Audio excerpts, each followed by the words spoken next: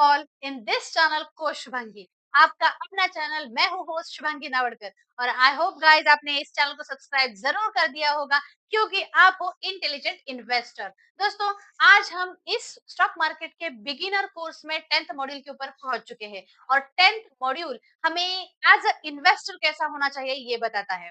Module number 10 है building confidence as an investor.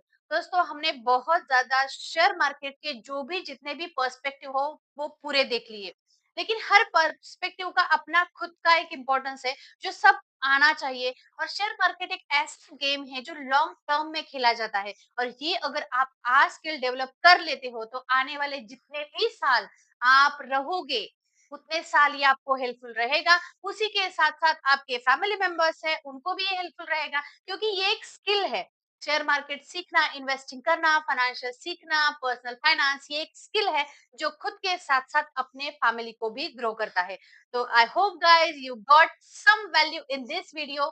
सो अगर आपको थोड़ी बहुत भी वैल्यू मिल रही है तो चैनल को सब्सक्राइब जरूर कर देना और शेयर कर देना उन दोस्तों को जिनको अभी भी इन्वेस्टिंग हार्ड लगती है, क्योंकि मैं बताती हूँ सिंपल और इजी वे में। जैसे मैंने सीखा है वैसे ही मैं आपको बताती हूँ। और कमेंट कर देना कि और क्या मैं इसमें ऐड ऑन कर सकती हूँ। और भी बहुत कुछ आगे जाके ये जर्नी बहुत ही अच्छी होने वाली है, क्योंकि ये एक स्टेपिंग स्टोन था बिगिनर्स के लिए। ये काफी सिंपल, मैंने पूरा जो शेयर मार्केट है वो डिस्क्राइब करने के लिए मैंने इस टाइप का कोर्स डिजाइन किया था। आगे ये जर्नी काफी ज्यादा इंटरेस्टिंग होने वाले है, तो इसके लिए स्टे ट्यून, सब्सक्राइब जरूर करें और बेल नोटिफिकेशन पे भी क्लिक कर दें। तो आगे चलते हैं building confidence as an investor. अब आप देखिए दोस्तों, अब आप इन्वेस्टर की कैटेगरी में आ चुके हो। और इन्वेस्टर की कैटेगरी में वो लोग होते हैं, वो काफी रिच माइंडसेट वाले लोग होते हैं, क्योंकि शॉर्ट टर्म का सोच जो उनकी होती है, जो लोग बहुत ज्यादा ग्रो नहीं करना चाहते। लेकिन इन्वेस्टर वो होते हैं जो ग्रोथ के ऊपर ध्यान देते हैं, या फिर बहुत ज्यादा रिच बनने वाले हैं आने वाले समय में। तो इसके लिए क्या करना पड़ेगा? Starting small. फर्स्ट स्टेप है कि अगर मे भी हो सकता है कि आज आपके पास उतना अमाउंट नहीं है कि मैं बहुत ज्यादा रिच बन जाऊं, बहुत ज्यादा मेरा पोर्टफोलियो तैयार हो जाए। मे भी हो सकता है कि आज उतने आपके पास पैसे नहीं है, लेकिन ये पैसे का गेम है ही नहीं। जब आप ये तब आपको समझेगा जब आप इसमें खुद स्टार्ट कर दोगे। क्योंकि ये ऐसे नहीं है कि मेरे पास 10 लाख है, 20 लाख है तो मैं ऐसे ही बहुत अच्छा इन्वेस्टर बन जाऊं। ऐसा नहीं है ये। आपको कोई भी हो, अगर रिच पर्सन भी हो सकता है, पुअर भी हो सकता है, मिडिल क्लास वाला है, जिनकी स्टार्टिंग जर्नी हो रही है, मे बी जो टीनेजर्स बच्चे हैं, वो भी काफी क्या कर सकते हैं, इसमें स्टार्ट कर सकते हैं। 1000 तो उनकी पॉकेट मनी मंथली होती है, तो उसमें से भी वो उनकी खुद की एक investor, as a investor journey start कर सकते हैं। तो इसके लिए ये first starting small very important thing. आप क्या करोगे? जैसे जैसे आप थोड़ी सी अमाउंट मार्केट में डालते जाओगे, वैसे क्या होगा, वो आपकी अमाउंट कैसे बढ़ रही है, कौन से स्टॉक्स आ रहे हैं। क्योंकि क्या होता है, जब मेरा पैसा किसी भी मार्केट में डिपेंड है, मैंने डाला हुआ है, तब मैं क्या करूंगी, उस ऐप को बार बार खोलूंगी। जब मैं बार बार खोलती हूँ तो मुझे पता चल रहा है कि अच्छा ये भी विंडो है, ये भी विंडो, अच्छा ये स्टॉक आज ये ग्रो कर रहा है।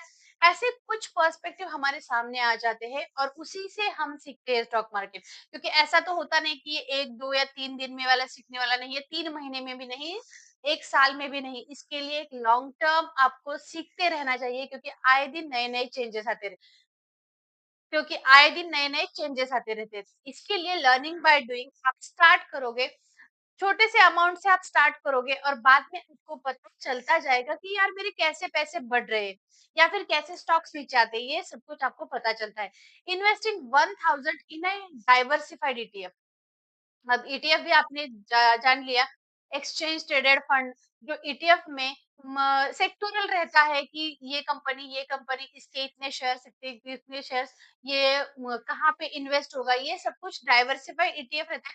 तो आप सिंपली जाके पहली, अगर आपकी स्टार्टिंग जर्नी है, तो अगर आप म्यूचुअल फंड नहीं कर सकते, हाँ, क्योंकि सभी तो लॉन्ग टर्म का नहीं सोच सकते, तो अगर मेरे पास 1000 भी है, टीनेजर्स है, जो अभी स्टार्टिंग के जो एम्प्लॉई है, वो क्या कर सकते हैं, ईटीएफ में आसानी से इन्वेस्टमेंट कर सकते हैं। क्योंकि ईटीएफ में अगर आप बेच भी देते हो, सेल भी करते हो, तो आपको कोई भी उसका टर्म्स नहीं रहती कि आपको ये तभी सेल करना पड़ता है या फिर अभी सेल करना है, ऐसा कुछ नहीं रहता। आप जब चाहे ईटीएफ खरीद सकते हो, जब चाहे ईटीएफ बेच सकते हो। तो ये एक बहुत छोटा-सा स्टेप है कि आप आपकी खुद की इन्वेस्टिंग जर्नी ईटीएफ से स्टार्ट कर सकते हो। इसमें गोल्ड ईटीएफ भी रहता है, सिल्वर ईटीएफ रहता है, टेक ईटीएफ रहता है, सारे बहुत सारे सेक्टर के बहुत सारे ईटीएफ है।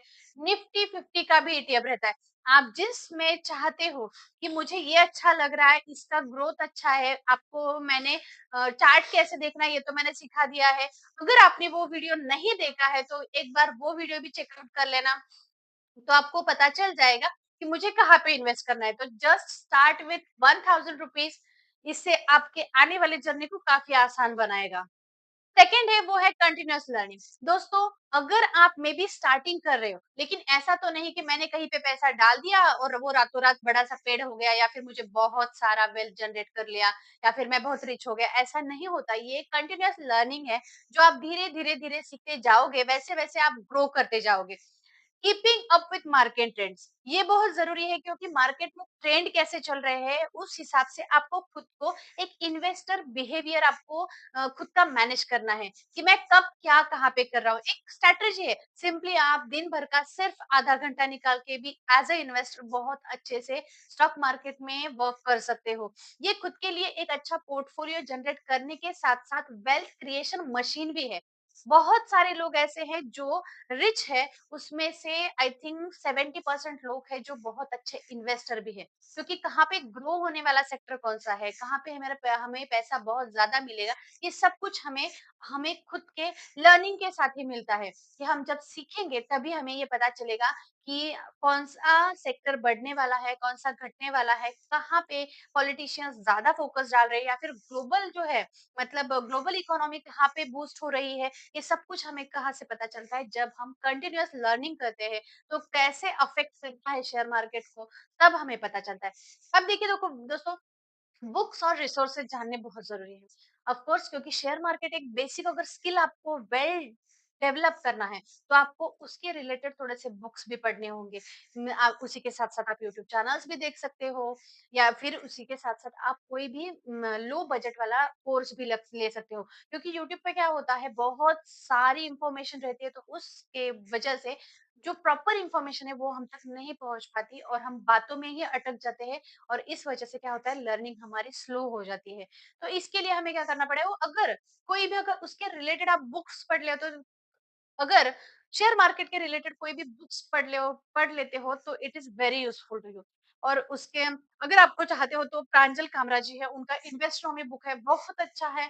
फिर मिंट योर मनी है, ये भी बुक अच्छा है। बहुत सिंपल लैंग्वेज में उन्होंने पूरा शेयर मार्केट डिस्क्राइब किया है, पर्सनल फाइनेंस डिस्क्राइब किया हुआ है। और उतना तो किसी भी इंडिविजुअल के लिए, टीनेजर्स हो एम्प्लॉय हो, उनके लिए बहुत इंपॉर्टेंट है, और वो एक बार जरूर पढ़ लेना। और मुझे भी कमेंट करके बताना कि वो बुक आपको कैसे लगी, क्योंकि ये मेरी खुद की तो बुक नहीं है, लेकिन फिर भी as a investor he is very loyal person, कि जो अच्छा है वही आपको आपको बताता है। या फिर जहाँ पे उन्हें लगता है कि नहीं, यहाँ पे रिटेलर का पैसा अटक सकता है, तो वहां पे वो रेकमेंड नहीं करते। तो काफी इजी है, सिंपल लैंग्वेज में है, हमारे जैसे ही बात करते हैं और हमें समझ में भी आ जाता है। तो एक बार रीड जरूर कर लेना। अब देखिए, सीकिंग प्रोफेशनल एडवाइस, बहुत सारे लोग ऐसे हैं जिनको वक्त ही नहीं मिलता, मे भी हो सकता है, या फिर कई लोगों को तो उसमें इंटरेस्ट ही नहीं होता, या फिर आप वो करना ही नहीं चाहते। ऐसे बहुत सारे रीजन है कि शेयर मार्केट से डर भी लगता है। तो इस वजह से क्या होता है कि तब हमें कोई ना कोई प्रोफेशनल एडवाइस जरूर लेनी चाहिए, क्योंकि बहुत सारे लोगों के काम ऐसे होते हैं जहाँ पे उनको बहुत ज्यादा मेंटल वर्क करना पड़ता है, हार्ड वर्क करना पड़ता है, तो वो लोग इसके लिए टाइम नहीं निकाल सकते या फिर नहीं सीख सकते।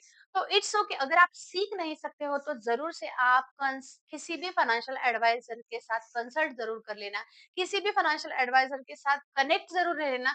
क्योंकि देखिए दोस्तों, अगर मुझे वक्त नहीं मिलता, इस वजह से आप अगर इससे दूर रह रहे हो, तो ये बहुत बड़ा नुकसान है। क्योंकि आने वाला समय है, जो अभी आप देख रहे हो कि 15 साल के बच्चे, 20 साल के बच्चे 10x ग्रोथ लेके आ रहे हैं, बिजनेस में कितना कमाल कर रहे हैं वो लोग। मंथली मंथली 1.5 करोड़ कमा रहे हैं या फिर ईयरली उनका 20 करोड़ का 25 करोड़ का टर्नओवर है। तो ये बच्चे आगे चल के बहुत ज़्यादा पैसा जनरेट कर सकते हैं। लेकिन अगर कोई भी इस ऐसा नहीं कि कोई कर रहा है मतलब कोई सभी लोग कर रहे हैं, ऐसा नहीं है। कई लोग तो इसमें ये कुछ भी नहीं कर रहे, क्योंकि ऐसी भी यूथ है जो सिर्फ मोबाइल के पीछे भाग रही है, जो टाइम पास के पीछे लगी हुई है, रील्स के पीछे भाग हुई है, ऐसी भी बहुत सारी यूथ है। लेकिन इसके लिए दोस्तों अगर हम हमारे ही घर में एक कल्चर डेवलप कर ले कि हमें शेयर मार्केट बेसिक आना चाहिए, इन्वेस्टिंग बेसिक आनी चाहिए, तब क्या हो सकता है हमारे पूरे फैमिली मेंबर्स में भी चेंज आएगा और वो भी उसे उसी नजर से देखेंगे। क्योंकि अगर आपको पता नहीं तो मिडिल क्लास घरों में इसकी चर्चा कभी टेबल पे की ही नहीं जाती। कभी भी बातें नहीं होती कि पैसे को मल्टीप्लाई कैसे करें, पैसे को कैसे बढ़ाए, क्योंकि कुछ मिथ्स है कि हर बार पैसे के बारे में नहीं सोचना चाहिए या फिर पैसा बुरा होता है। पैसा बुरा नहीं होता है। तो पैसे अगर पैसा नहीं होता है तो बुरे काम होते हैं, क्योंकि पैसा अर्न करने के लिए लोग बुरे काम करते हैं। जिनके पास वेल सेटिस्फाई पैसा होता है, वो बुरे काम नहीं करते, क्योंकि उन्हें पता है पैसे को मैनेज कैसे करना है। लेकिन रिच जो घर होते हैं, रिच जो फैमिलीज होती है, उनके टेबल पे डाइनिंग टेबल पे बैठ के बातें होती है ऐसी कि ग्रोथ कैसे लाई जाए, बिजनेस कैसे डेवलप किया जाए। क्या किसी मारवाड़ी को धंधा सिखाना पड़ता है? नहीं, वो उनके फैमिली में अपब्रिंगिंग रहता है, क्योंकि वो जैसे चाइल्डहुड से ही ये सब कुछ वो सीखते आते हैं कि कैसे धंधा बनाना है, कैसे उसे बढ़ाना है। वैसे ही हमें भी एक हमारे खुद के घर में एक ऐसा कल्चर डेवलप करना है कि मेरे सभी फैमिली मेंबर को शेयर मार्केट आता है और इन्वेस्टिंग तो बहुत अच्छे से आती है, और डिस्कस भी करें कि यार ये स्टॉक बहुत अच्छा परफॉर्म कर रहा है, ये स्टॉक ऐसे कर रहा है। ये अगर आप छोटा-मोटा भी अगर डिस्कशन कर रहे हो, आप कभी भी न्यूज़ लगा लो, सीएनबीसी न्यूज़ लगा सकते हो, जी बिज़नेस न्यूज़ लगा सकते हो। न्यूज़ वो उस बच्चे के कान पे जानी चाहिए। उससे क्या होगा, उसका भी माइंड प्रोग्रामिंग होता है कि यार ये बहुत इफेक्टिव है, अच्छा है। अभी तो क्रिप्टो का ट्रेंड चल रहा है। मतलब सोचिए कि अगर हम शेयर मार्केट में भी खुद का अगर पैर ही नहीं रख पाए, तो क्रिप्टो में क्या करेंगे? लेकिन आने वाली जो जनरेशन है, जो अभी की जनरेशन है, वो ज़्यादा ध्यान क्रिप्टो के ऊपर देख रही है, क्योंकि क्रिप्टो में काफ़ी ज़्यादा चांसेस है बहुत बड़ा पैसा कमाने के। तो इसके लिए दोस्तों शेयर मार्केट को कभी भी नेगेटिव नज़रिए से न देखते हुए एज़ एन मशीन, ऐसी एक मशीन देखिए जो खुद को लिए एक वेल्थ क्रिएट कर सकती है। तो इसके लिए हमें इसके लिए हमें क्या करना है, अगर आप नहीं सीख सकते तो कोई भी फाइनेंशियल एडवाइजर रख सकते हो। Evaluating advice from multiple sources, किसी के टिप के आधार पर ना जाते हुए खुद का एक ऐसा ग्रुप बनाइए जो आपको बताता रहे कि नहीं यार ये कंपनी अच्छी है, मैंने इसमें इन्वेस्ट किया, मैंने ये किया। ये इन्वेस्टिंग रिलेटेड बातें होने जरूरी है। मतलब देखिए दोस्तों, क्योंकि मैं मुझे पता है, मैं कभी मेरे भाई से मेरे बहन से बात करती हूँ कि ये ऐसा है वो ऐसा है, ये कंपनी तूने ये क्या, ये तूने इस आईपीओ के लिए अप्लाई किया, ये सब हमारी बातें होती रहती है। तो इससे क्या होता है, उसके भी जो ग्लिम्स है वो हमें पता चलते हैं, मेरे पर्सपेक्टिव वो पता चलते हैं। जब डिस्कशन के दौरान हम डिस्कस करते हैं तो उनके प्रॉस एंड कॉन्स हमारे सामने आते हैं। तो इसके लिए मल्टीपल सोर्सेस से इवैल्यूएट करें। मे बी हो सकता है कोई फ्रेंड हो आपका, के सीनियर्स हो सकते हैं, कोई भी हो सकता है जिससे इंटरेस्ट है, उसे साथ ले लीजिए, उस पे डिस्कशन उसपे डिस्कशन कीजिए। इससे क्या होगा, आपको एक अच्छा उसमें से आउटपुट नज़र आएगा। उसी के साथ-साथ देखिए दोस्तों, लर्निंग फ्रॉम फ्रॉम मिस्टेक। ऐसा तो कोई बंदा नहीं है जिसने पहले ही पैसा डाल दिया और बहुत सारा पैसा कमा लिया, ऐसा कोई नहीं। इसमें मिस्टेक होना 100% श्योरली मिस्टेक होना ही है, क्योंकि कभी ना कभी तो लॉस तो होगा ही। लॉस मतलब मिस्टेक नहीं है, लॉस मतलब वो एक एक्सपीरियंस है, क्योंकि हम लोग क्या करते हैं, हमारे खुद के एरर से ही सीखते हैं। और कॉमन बिगिनर एरर्स मतलब क्या करते हैं हम लोग कि अब देखिए, गलतियां तो होगी, हम जरूर होगी, क्योंकि मिस्टेक ही हमें बहुत ज्यादा मैच्योर बनाती है। लेकिन कॉमन बिगिनर के एरर्स क्या रहते हैं, तो अगर चार्ट देख लिया तो इम्पल्सिव परचेस कर लिया, इम्पल्सिव कोई भी स्टॉक उठा लिया, कोई भी स्टॉक कभी भी बेच दिया। क्योंकि मेरे साथ भी ये हुआ है कि बहुत अच्छा बहुत ज्यादा प्रॉफिट दिखता है और बाद में कुछ नहीं, वो बहुत कम आ जाता है। तो ये सब कुछ होता है और ये होके ही चलेगा। ऐसे ही आप समझ लो कि अगर हम एमबीए की डिग्री लेते तो कितना पैसा खर्च करते हैं, तो करते हैं ना। तो इसी के ऐसे ही हमें किसी लर्निंग स्कूल समझना चाहिए और खुद खुद पे इन्वेस्ट करना चाहिए। Lessons from over trading, over trading, मैं तो ऑप्शन ट्रेडिंग को मैं कभी भी सपोर्ट ही नहीं करती, क्योंकि मुझे ट्रेडिंग पसंद नहीं, ऐसा नहीं है, लेकिन मुझे वहाँ वहाँ पे पता है कि 10 आउट ऑफ अगर 1% ही लोग कमा रहे, तो 90% जो 9% है लोग हैं, 10 आउट ऑफ 9% जो लोग हैं वो पैसा गँवा रहे हैं। तो मुझे लगता है कि अगर हम हार्ड वर्क करके कोई भी हार्ड अर्न मनी है हमारा, तो वो कहीं पे भी ऐसे नहीं डालना चाहिए। तो उसे एक इन्वेस्टिंग के मशीन में डाल दो और अपने खुद के काम पे फ़ोकस करो। अभी ये तो नहीं है कि मे बी हो सकता है कि कई लोग इससे एग्री ना करें, लेकिन फिर भी कि मुझे ट्रेडिंग ज़्यादा पसंद नहीं है, तो मैं इन्वेस्टिंग के ऊपर ही फ़ोकस करती हूँ। Setting up long term plan, अब मैंने अभी-अभी कहा कि शॉर्ट टर्म ट्रेडिंग के ऊपर जाने से बेटर है कि लॉन्ग टर्म प्लान तैयार की जाए, कि मुझे किस लिए पैसा चाहिए? मुझे मेरे बच्चे के एजुकेशन के लिए पैसा चाहिए, या फिर मुझे घर खरीदना है उसके लिए पैसा चाहिए। बहुत सारे गोल्स हो सकते हैं कि जिसके लिए आपको पैसा चाहिए। उसी हिसाब से आप एक टाइम होराइज़न पकड़े कि मैं इसके लिए 10 साल के लिए ये इस फंड में इतनी-इतनी अमाउंट इन्वेस्ट कर रहा हूँ।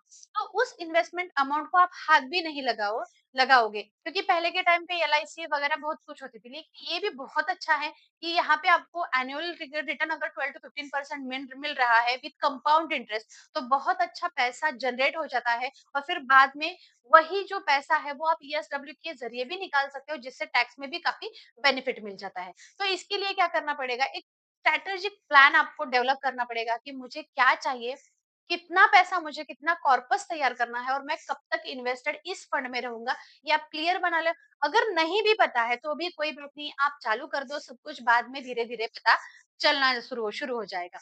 अब देखिए, क्रिएटिंग बिल्डिंग वेल्थ स्टेडीली, क्योंकि हम लोग इन्वेस्टेड रहेंगे ईटीएफ्स में हो। अब अगर गोल्ड या सिल्वर ईटीएफ है, तो आने वाले दिनों में गोल्ड की, सिल्वर की डिमांड तो बढ़ने वाली है, क्योंकि गोल्ड पहनना तो कोई नहीं छोड़ेगा हमारे इंडिया में, या फिर कहीं पे भी गोल्ड की डिमांड इतनी है कि बहुत बड़ी बड़ी कंट्रीज की जो सरकार है वो क्या कर रही है, गोल्ड स्टोर करके रख रही है। क्यों? क्योंकि जब भी वॉर की सिचुएशन तैयार हो जाएगी, तब क्या होगा, उन्हीं गोल्ड को वो डाइल्यूट करके बहुत अच्छा फंड रेज़ कर सकते हैं। तो इसके लिए बहुत सारे ऐसे कंट्रीज़ हैं कि जहाँ पे बहुत ज़्यादा गोल्ड उन्होंने जमा करा हुआ है।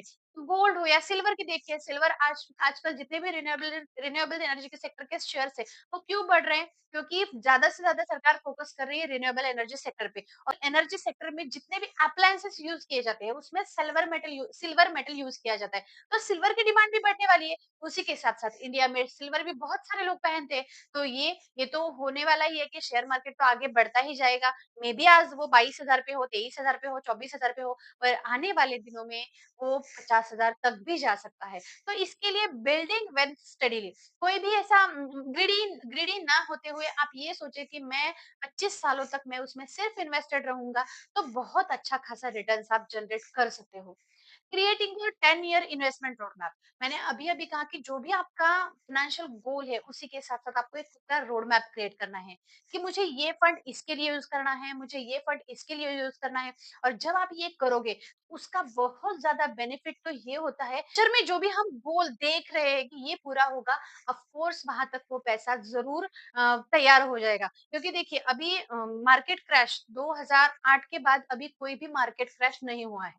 तो मे बी चांसेस है कि अब 2000 2024 में 24 हो गया, 24 में अप ट्रेंड था, 25 26 27 इस जो ये 2-3 साल है, वो काफ़ी ज़्यादा डेंजरस होने वाले हैं, क्योंकि एक तो वॉर की सिचुएशन भी तैयार हो सकती है, क्योंकि जो भी पॉलिसीज़ है, वो तो आपने ज़रूर जान लिए होंगे, और उसका बहुत बड़ा इम्पैक्ट शेयर मार्केट पे पड़ने वाला है। तो इसकी वजह से मे बी हो सकता है कि आपको एक बाइंग की बहुत अच्छी अपॉर्च्युनिटीज़ अब मिल सकती है, तो इसके लिए उस अपॉर्च्युनिटी के लिए तैयार रहिए। लेकिन उससे पहले ज़रूर सीखना कि शेयर मार्केट क्या है, और मुझे ज़रूर फॉलो करना, सब्सक्राइब कर देना इस चैनल को, और शेयर कर देना हर उस फ्रेंड को जो अभी भी कह रहा है कि शेयर मार्केट हार्ड है।